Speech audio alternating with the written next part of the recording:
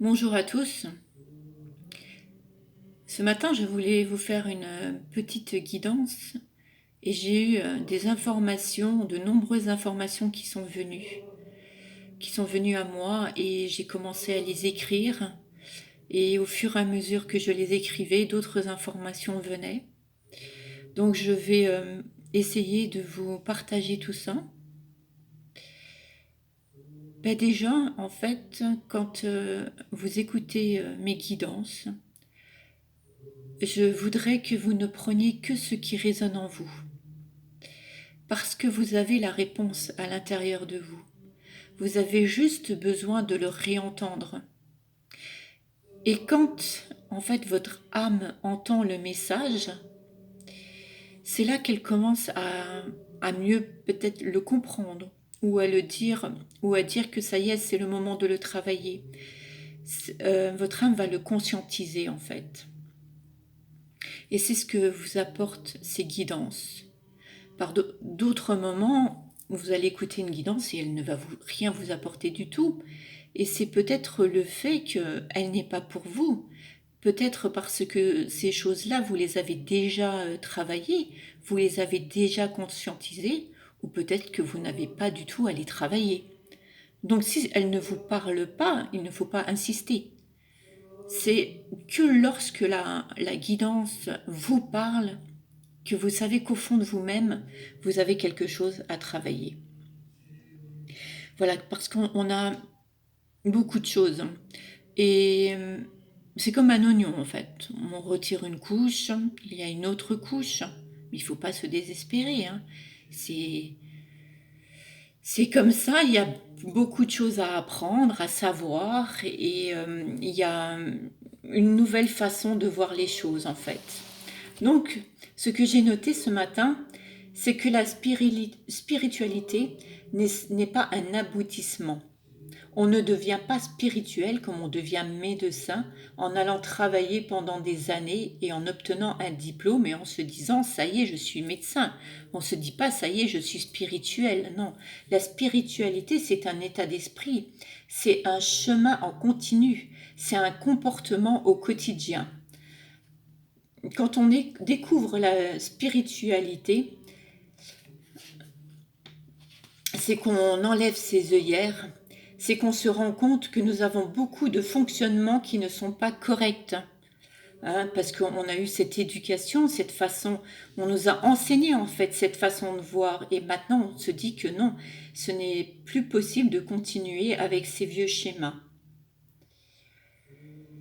Alors, aujourd'hui, dans l'ère du Verseau, nous sommes dans une période de transformation. La spiritualité va vous amener à lâcher sur votre ancien mode de fonctionnement, vos peurs, vos doutes, pour vous tourner vers l'amour et la foi aussi. La spiritualité, c'est aussi l'amour de la nature, l'amour des autres, je vais y revenir, c'est aussi l'amour de soi-même et de la personne que nous sommes. Prendre soin de son corps, ça ne demande pas de faire du sport à haut niveau ou des compétitions. Ou, enfin, moi, ça, c'est mes croyances, mais je pense que il faut faire attention à son corps. Il ne faut pas le brutaliser avec du sport. Il faut ne pas aller au-delà de ses limites. Il faut juste faire du sport pour être en bonne santé, pour se maintenir en forme et pour être bien dans son corps et dans sa vie. Mais après, ça m'appartient peut-être. Voilà, aller faire de longues balades en nature. Mais bon, je ne suis pas contre le sport, mais écouter son corps en fait quand on fait du sport. Prendre soin de soi, c'est aussi prendre soin de ce que l'on mange, de la nourriture que l'on met dans notre corps. Et c'est cette nourriture de la manger en conscience. J'avais lu un livre qui est en fait ce que l'on mange, c'est ce qui va être la personne que l'on est. Ne mangez pas devant un écran non plus de télévision en regardant des informations du jour. Mettez-vous à table, regardez les couleurs que vous avez dans l'assiette. Si vous mangez une carotte, par exemple, regardez la carotte euh, Et imaginez-la de la façon dont elle a grandi, imaginez-la le producteur qui l'a accueillie et le trajet qu'elle a fait pour arriver dans votre assiette. C'est ça, manger en conscience. Et puis sentez le goût dans la bouche en fait de cette carotte, pardon. Prendre soin de son corps, c'est aussi prendre soin de ses pensées, parce que les pensées peuvent nous limiter. Il y a un très beau livre que j'ai lu aussi de Anne Givaudan, que je vous recommande fortement. C'est Les formes pensées aux éditions Soi. Excusez-moi, j'ai du mal à parler ce matin. Je vous parlais aussi de l'amour des autres. Nous avons tous tendance à juger le comportement des autres sans connaître son vécu, sans connaître ce qu'il a travaillé dans sa vie, parce qu'on a tous quelque chose à travailler, à comprendre, mais surtout pourquoi il est sur Terre, quel chemin de vie il a choisi. Sans ces informations, vous ne pouvez pas le critiquer, vous ne pouvez pas le juger. Et je pense de toute façon que l'on a déjà tellement de travail à faire sur soi que je pense qu'il n'est pas nécessaire en fait d'essayer de faire le travail des autres. Il faut laisser les autres aller à leur propre rythme. Et si vous pensez que la personne ne fait pas les choses correctement ou ne vous convient pas, et ben je dirais passez votre chemin et laissez cette personne aller à son rythme en fait, parce que son rythme lui appartient. Alors, lors de votre chemin spirituel, votre conscience va s'éveiller. Vous allez voir et ressentir les choses différemment. Laissez tout ceci se faire à son rythme. Il n'y a pas de, il n'y a pas de course. Il n'y a pas de but à atteindre. L'univers vous mettra sur votre chemin les outils dont vous avez besoin pour cette évolution. Vous verrez alors des synchronicités, des heures miroirs, des guidances qui vous parleront, des formations peut-être, des livres qui vont vous parler. Vous allez faire la connaissance de personnes qui vibreront plus à la même fréquence que vous. Vous allez aussi par là même laisser des personnes derrière vous qui ne vous suivront pas dans cette évolution, car ils n'ont pas le même chemin que vous et du coup ils ne vibreront plus au même rythme que vous, à la même fréquence que vous. Et ça, vous ne pourrez rien y faire, vous ne pouvez pas les emmener avec vous contre leur volonté. C'est que ils vous ont amené quelque chose à une certaine période et que maintenant, eh ben, c'est plus, voilà, vous n'avez plus cette synchronicité. Vous, voilà, alors du coup aussi les pensées positives, hein.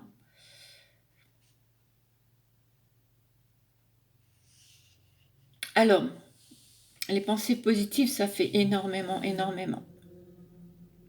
Donc vous aurez d'une part des choses positives qui vont vous arriver, mais vous aurez aussi des choses qui vous sembleront moins positives et qui vous renverront un peu vers votre passé, votre ancienne façon de penser, votre ancienne façon de réagir. À ce moment-là, il ne faudra pas baisser les bras. C'est un test.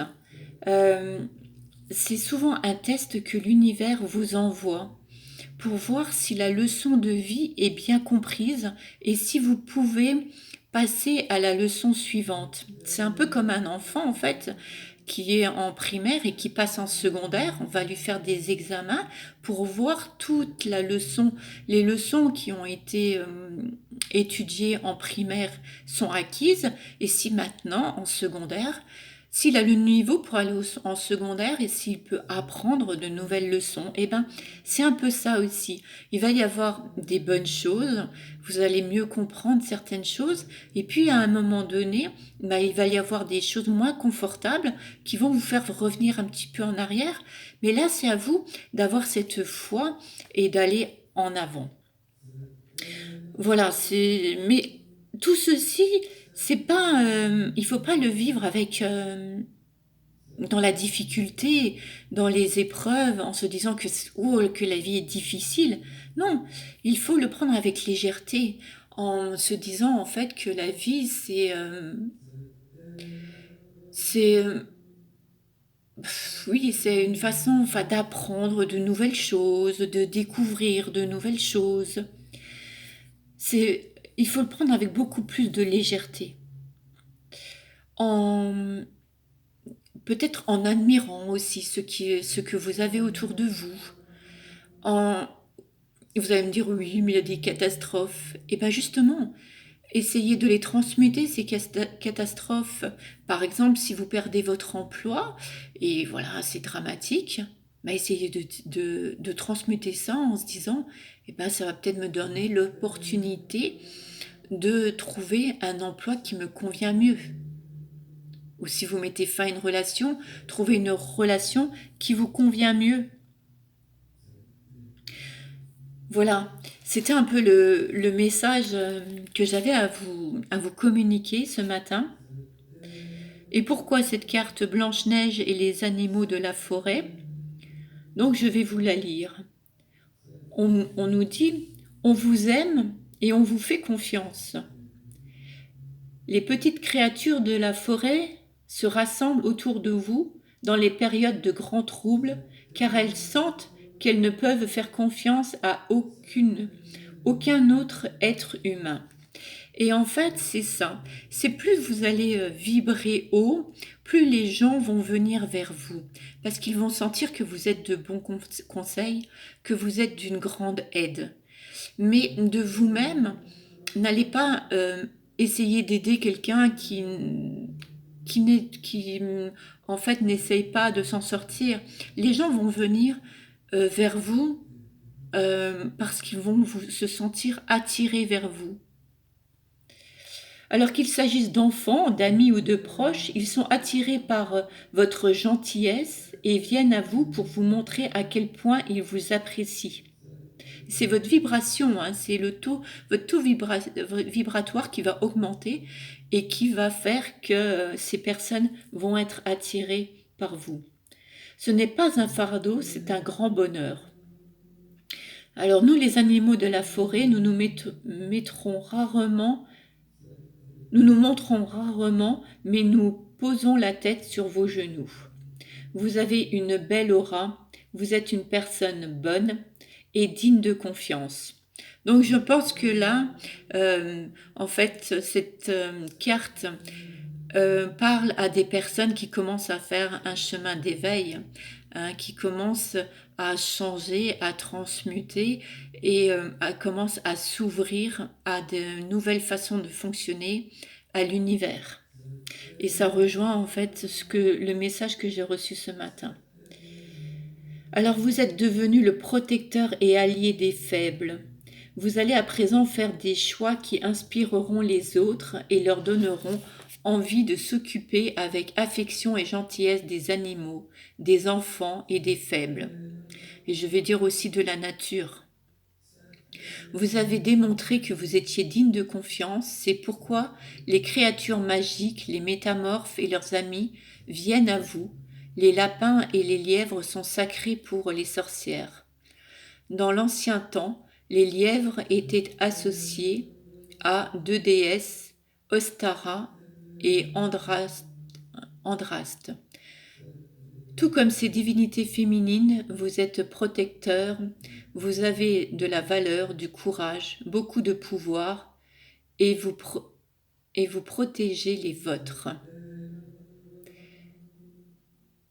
Alors, ayant trouvé refuge près de vous, les lièvres annoncent la fertilité, une nouvelle croissance, la procréation et la hâte. Agiles et sauvages, ils sont capables d'échapper au danger en s'enterrant profondément dans le ventre de la terre-mère.